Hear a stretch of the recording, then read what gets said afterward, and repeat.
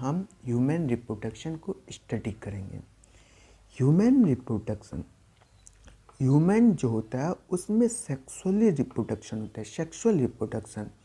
Sexual reproduction का मतलब एक तो गैमेट का फॉर्मेशन होगा, गैमेट का फ्यूजन होगा, फिर जाइगोट बनेगा और फिर एम्ब्रियो बनेगा। तो ह्यूमन में जो रिप्रोडक्शन होता है वो सेक्सुअल रिप्रोडक्शन होता है, मतलब गैमेट का फॉर्मेशन होता है। रिप्रोडक्शन दो टाइप का होता है, एक सेक्सुअल और एक सेक्सुअल। तो इस लेक्चर में सबसे पहले हम पूरा एक रिप्रोडक्टिव सिस्टम का ओवरव्यू लेंगे। तो सबसे पहले मेल रिप्रोडक्टिव सिस्टम को हम पढ़ते हैं। मेल रिप्रोडक्टिव सिस्टम का क्लासिफिकेशन इस वीडियो में हम पढ़ेंगे। मेल रिप्रोडक्टिव सिस्टम का कि मेल रिप्रोडक्टिव सिस्टम में कौन कौन सा ऑर्गन होता है, क्या क्या करता है, क्या उसका फंक्शन है, पूरा ओवरव्यू लेंगे और फिर वन बाय वन आने वाला लेक्चर में इन डिटेल में पढ़ेंगे। मेल रिप्रोडक्टिव सिस्टम, इसमें जितना भी ऑर्गन आता है सारा ऑर्गन को दो कैटेगरी में डिवाइड किया गया है। किस बेसिस पे? उसके फंक्शन के बेसिस पे, मतलब कि वो क्या काम करता है उसके बेसिस पे। तो सबसे पहला कैटेगरी जो आ जाता है उसको टेस्टिस कहते हैं। जो पहला कैटेगरी आ जाता है उसको प्राइमरी सेक्स ऑर्गन कहते हैं। प्राइमरी सेक्स ऑर्गन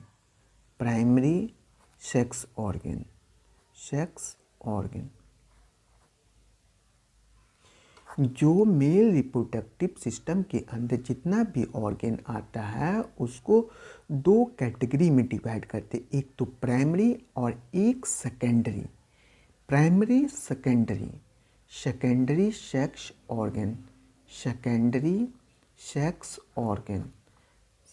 अब ऐसा क्यों करते हैं? क्योंकि प्राइमरी सेक्स ऑर्गन वो ऑर्गन होता है जिसका दो फंक्शन होता है। सबसे पहले ये होता क्या है?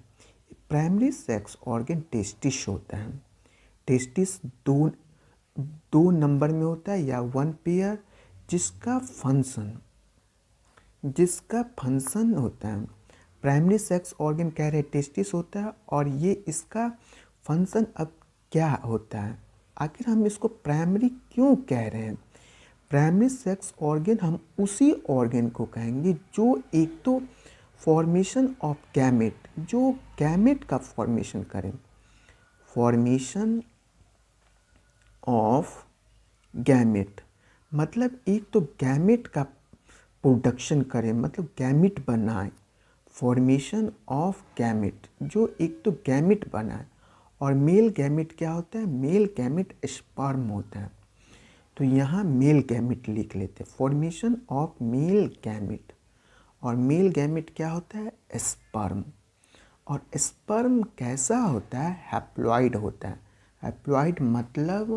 हैप्लॉइड का मतलब हो गया 23 क्रोमोसोम होता है। 23 क्रोमोसोम होता है, 23। तो प्राइमरी सेक्स ऑर्गन टेस्टिस को क्यों कह रहे हैं? पहला रीजन एक तो है कि वो मेल गैमेट को बना रहे हैं, मेल गैमेट का फॉर्मेशन कर रहे हैं। मेल गैमेट क्या होता है? स्पर्म होता है। स्पर्म कैसा होता है? हैप्लॉइड होता है। हैप्लॉइड मतलब 23 क्रोमोसोम होता है। अब दूसरा रीजन है कि इसको क्यों प्राइमरी सेक्स ऑर्गन कहते हैं। दूसरा रीजन कि ये सेक्स हार्मोन को प्रोड्यूस कर रहे हैं, प्रोडक्शन ऑफ सेक्स हार्मोन को प्रोड्यूस कर रहे हैं। Production of male sex hormone, production of male sex hormone को बना रहे हैं। अब मेल सेक्स हार्मोन का जो ग्रुप होता है उस ग्रुप को एंड्रोजन कहते हैं। मेल सेक्स हार्मोन का जो ग्रुप होता है उस ग्रुप को सारे हार्मोन का एक ग्रुप को एंड्रोजन कहते हैं। एंड्रो का मतलब ये होता है मेल, एंड्रोजन, एंड्रो मतलब मेल, एंड्रो का मतलब ही मेल होता है, मेल। तो एंड्रोजन क्या है? Androgen group of male sex hormone है, group of male sex hormone, male sex hormone. और इस ग्रुप में दो मोस्ट इम्पॉर्टेंट हार्मोन आते हैं, वो एक तो टेस्टोस्टेरोन और दूसरा डाइहाइड्रोटेस्टोस्टेरोन। मोस्ट इम्पॉर्टेंट हार्मोन आते हैं इस ग्रुप में। एक तो आते हैं इम्पॉर्टेंट, एक तो आते हैं टेस्टोस्टेरोन इम्पॉर्टेंट, एक आते हैं टेस्टोस्टेरोन इम्पॉर्टेंट हार्मोन, एक आते हैं टेस्टोस्टेरोन टेस्टोस्टेरोन और दूसरा डाइहाइड्रोटेस्टोस्टेरोन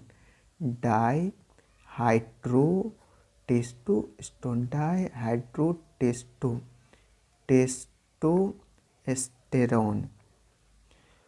तो मेल रिप्रोडक्टिव सिस्टम था, उसके सारे ऑर्गन को दो कैटेगरी में डिवाइड किए। एक कैटेगरी था प्राइमरी सेक्स ऑर्गन और दूसरा कैटेगरी था सेकेंडरी सेक्स ऑर्गन। अब हम इसको प्राइमरी क्यों कह रहे हैं और ये होता कौन है? ये होता है टेस्टिस। अब टेस्टिस को प्राइमरी क्यों कह रहे हैं? क्योंकि इसका दो फंक्शन, दो रीजन से इसको प्राइमरी कह रहे हैं। एक तो मेल गैमेट स्पर्म का फॉर्मेशन कर रहा है, स्पर्म का फॉर्मेशन कर रहा है, और दूसरा रीजन मेल सेक्स हार्मोन को बना रहा है, मेल सेक्स हार्मोन को बना रहा है। उस सारे मेल सेक्स हार्मोन के ग्रुप को एक वर्ड देते हैं, that is known as androgen. Andro का मतलब ही होता है मेल। और उस ग्रुप में जो दो मोस्ट इम्पोर्टेंट हार्मोन आता है वो आता है टेस्टोस्टेरोन और दूसरा आता है डाइहाइड्रोटेस्टोस्टेरोन। डाइहाइड्रोटेस्टोस्टेरोन को DHT भी लिखते हैं। अब ये तो हो गया प्राइमरी सेक्स ऑर्गन। अब सेकेंडरी सेक्स ऑर्गन में क्या होता है? तो सेकेंडरी सेक्स ऑर्गन में जो भी ऑर्गन आते हैं उसको इनकन्वीनियंट मतलब आसानी के लिए तीन सब ग्रुप में डिवाइड कर लेते हैं, तीन सब ग्रुप में फर्दर डिवाइड कर लेते हैं, 1, 2 और 3, तीन फर्दर सब ग्रुप में डिवाइड कर लेते हैं। तो इसमें पहला जो आ जाता है एक एसेसरी डक्ट, मतलब एक डक्ट सिस्टम बनाएगा। वो डक्ट सिस्टम क्या करेगा?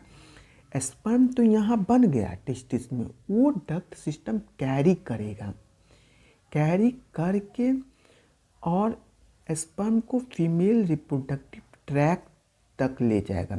एक आ गया एसेसरी डक्ट।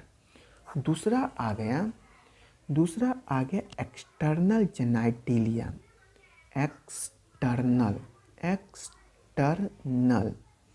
एक्सटर्नल जेनाइटिलिया मतलब जो हमें बाहर से ही देखता है, जो मतलब बॉडी के बाहर प्रेजेंट होता है, एक्सटर्नल जेनाइटिलिया।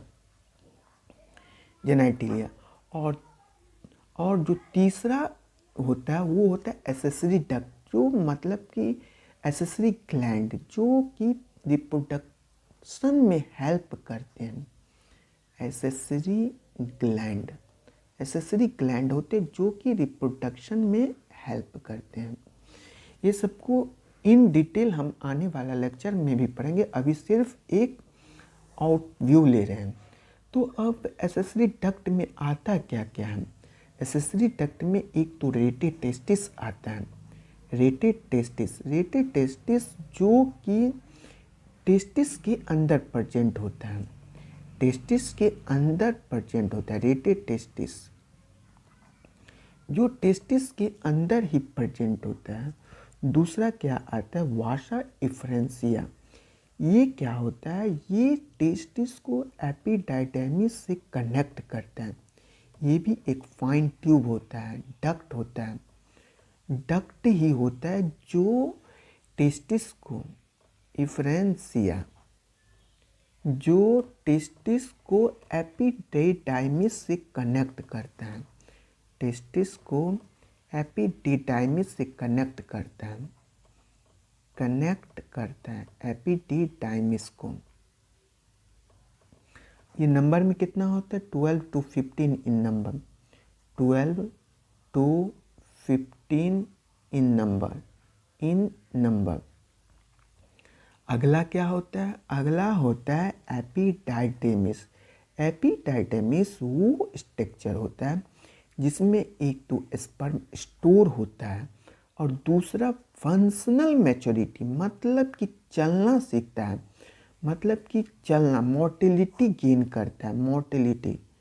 तो एक तो सबसे पहला स्टोर होता है, एक स्टोर, और दूसरा फंक्शनल मैच्योरिटी अचीव करता है, मतलब चलना सीखता है। एपिडाइडेमिस में फंक्शनल मैच्योरिटी, मैच्योरिटी। तो स्पर्म बना कहाँ, टेस्टिस में बन गया, और वो चलना कहाँ सीखा, एपिडाइडेमिस में चलना सीखा। इसके बाद कौन सा आता है, इसके बाद आता है vas deferens.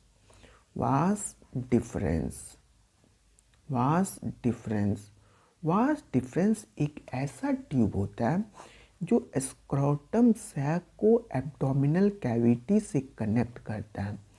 Scrotum sac connect करता है एब्डोमिनल कैविटी से, स्क्रोटम सैक को एब्डोमिनल कैविटी से कनेक्ट करता है, एब्डोमिनल कैविटी से कनेक्ट करता है। अगला क्या होता है, इजैक्यूलेटरी डक्ट। इजैक्यूलेटरी डक्ट ये क्या होता है, जब वास डिफरेंस एब्डोमिनल कैविटी में आता है तो ये थोड़ा स्वेल हो जाता है, एक स्वेलिंग हो जाता है, और एक ऐसा स्वेलिंग हो जाता है, और ये सेमाइनल वेसिकल का एक डक्ट आता है, उस डक्ट से ज्वाइन होकर एक सिंगल डक्ट बनाता है, उसको इजैकुलेटरी डक्ट कहते हैं। अभी के लिए सिर्फ आप इतना लिख लीजिए, बाकी आने वाले लेक्चर में हम इसको डायग्रामेटिक के लिए पढ़ेंगे, इजैकुलेटरी डक्ट। इसके बाद क्या होता है, यूरेथ्रा। यूरेथ्रा के थ्रू स्पर्म मेल बॉडी से बाहर आता है। यूरेथ्रा कितना होता है, एक होता है। तो एसेसरी डक्ट में कौन कौन सा डक्ट आ गया, एक आ गया रेटेड टेस्टिस, एक आ गया वासा डिफरेंसिया, एक आ गया एपिडाइडेमिस, एक आ गया वासा डिफरेंस, एक आ गया इजैकुलेटरी डक्ट, एक आ गया यूरेथ्रा। इसका फंक्शन क्या होता है एसेसरी डक्ट का, एसेसरी डक्ट का फंक्शन जो होता है वो होता है एक तो स्पर्म का कैरी, मतलब स्पर्म को कैरी करता है, स्पर्म कैरी। दूसरा मोटिलिटी, दूसरा फंक्शनल मैच्योरिटी। फंक्शनल मैच्योरिटी मतलब इसी में स्पर्म चलना सीखता है, चलना सीखता है। तो एसेसरी डक्ट में ये सारा डक्ट आ गया। अब एक्सटर्नल जेनिटलिया में क्या क्या, एक्सटर्नल जेनिटलिया की मतलब पहले क्या, जो organ outside of body, external मतलब आउटसाइड, किसके आउटसाइड, बॉडी के आउटसाइड, जो present outside of body, present outside of body. अब इसमें आता क्या क्या है, आउटसाइड ऑफ बॉडी। अब इसमें आता क्या है, इसमें दो ऑर्गेन आता है, एक आता है स्क्रोटम, जिसको हम बाहर से भी देख सकते हैं, स्क्रोटम। दूसरा क्या आता है, दूसरा आता है पेनिस। स्क्रोटम जिसके अंदर टेस्टिस प्रेजेंट होता है, जिसके अंदर टेस्टिस प्रेजेंट होता है, लाई इनसाइड टेस्टिस, लाई इनसाइड टेस्टिस। और ये पेनिस क्या होता है? पेनिस मेल कॉपुलेटरी ऑर्गन होता है, मतलब जब इंटरकोर्स होता है उस समय पेनिस के ही हेल्प से मेल अपना सीमेन फीमेल रिप्रोडक्टिव ट्रैक में डिपॉजिट करता है। तो ये क्या होता है? Male copulatory organ, male copulatory organ मतलब इसी के हेल्प से मेल अपना सीमेन फीमेल रिप्रोडक्टिव ट्रैक में डिपॉजिट करता है, मेल कॉपुलेटरी ऑर्गन। तो इसमें दो स्ट्रक्चर आ गया, एक आ गया स्क्रॉटम सैक, एक आ गया पेनिस। अब एसेसरी ग्लैंड में क्या होता है? एसेसरी ग्लैंड मतलब वैसा जो रिप्रोडक्शन में हेल्प करे, हेल्प इन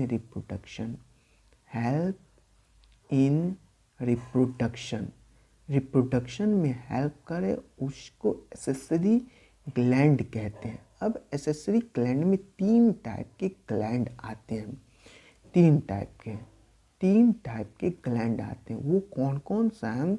एक तो सेमाइनल वेसिकल, जो एक पेयर होते हैं, सेमाइनल वेसिकल एक पेयर होते हैं या टू इन नंबर होते हैं। दूसरा प्रोस्टेट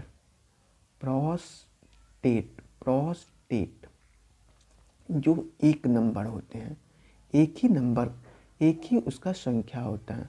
दूसरा काउपर्स ग्लैंड या बल्बोयूरेथ्रल ग्लैंड, या इसी का दूसरा नाम है बल्बोयूरेथ्रल, जिसका नंबर 2 होता है, जो 2 इन नंबर में होता है। ये पी शेप का होता है, ये चेस्टनट शेप का होता है, ये ट्यूबुलर शेप का होता है। तो इस तरह से पूरा क्लासिफिकेशन पढ़ लिए मेल रिप्रोडक्टिव सिस्टम का। इसमें दो कैटेगरी में सारे ऑर्गन को बांटे, एक प्राइमरी सेक्स ऑर्गन, एक secondary sex organ. Primary sex organ में टेस्टिस, सेकेंडरी सेक्स ऑर्गन में एसेसरी डक्ट, एक्सटर्नल जेनिटलिया और एसेसरी ग्लैंड। टेस्टिस को प्राइमरी सेक्स ऑर्गन क्यों कहते हैं? क्योंकि फॉर्मेशन ऑफ गैमेट करता है। दूसरा मेल सेक्स हार्मोन को बनाता है। मेल सेक्स हार्मोन को टोटल एक ग्रुप को क्या कहते हैं? एंड्रोजन कहते हैं। इसमें दो मोस्ट इम्पॉर्टेंट हार्मोन आते हैं, एक टेस्टोस्टेरोन, एक डाइहाइड्रोटेस्टोस्टेरोन। दूसरा सेकेंडरी सेक्स ऑर्गन को 3 सब कैटेगरी में बांटते हैं, एक एसेसरी डक्ट, एक एक्सटर्नल जेनिटलिया, दूसरा एसेसरी ग्लैंड। एसेसरी डक्ट में कौन कौन सा डक्ट आते हैं? रेटे टेस्टिस, वासा इफ्रेंसिया, एपिडाइडेमिस और वास डिफरेंस और इजैकुलेटरी डक्ट और यूरेथ्रा। दूसरा एक्सटर्नल जेनिटलिया इसको जो बॉडी के बाहर प्रेजेंट होते हैं, इसमें स्क्रॉटम और पेनिस आते हैं। पेनिस को मेल कॉपुलेटरी ऑर्गन कहते हैं। और एसेसरी ग्लैंड क्या करता है? रिप्रोडक्शन में हेल्प करता है। ये 3 टाइप के होते हैं, seminal vesicle, prostate, Cowper's gland. Cowper's gland को बल्बोयूरेथ्रल ग्लैंड भी कहते हैं। सेमाइनल वेसिकल 2 इन नंबर होते हैं, 2 इन नंबर, ये 1 इन नंबर और ये 2 इन नंबर। इस तरीक़ा से पूरा एक क्लासिफिकेशन मेल रिप्रोडक्टिव सिस्टम का पढ़ लें। अब आने वाला लेक्चर में एक एक स्ट्रक्चर को डिटेल में पढ़ेंगे। सबसे पहले हम टेस्टिस पढ़ेंगे, फिर अगला स्ट्रक्चर पढ़ेंगे, फिर इस तरीक़ा से पूरा एक एक स्ट्रक्चर को इन डिटेल में पढ़ेंगे। तब तक के लिए थैंक यू सो मच। अगर वीडियो अच्छा लगा हो तो लाइक करें, सब्सक्राइब करें एंड शेयर करें। Thank you.